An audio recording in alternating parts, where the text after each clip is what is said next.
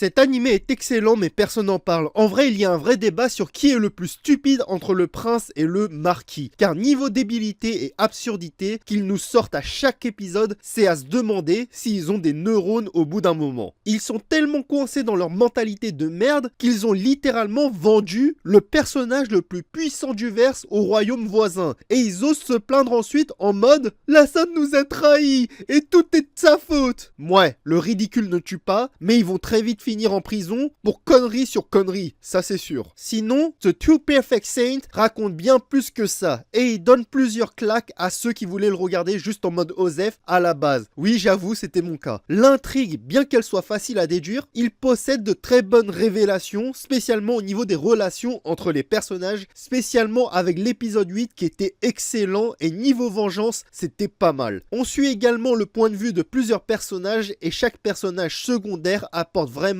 quelque chose à l'histoire par rapport à leur rôle, comme le garde du corps de la Imoto par exemple. Il va débloquer plusieurs points compliqués de l'histoire par ses actions. Le fait que tous les personnages sont actifs rend l'histoire aussi beaucoup plus agréable à suivre et perso j'adore ça car tout n'est pas concentré sur une même personne, c'est-à-dire Filia, et que les autres aussi ont le droit au devant de la scène.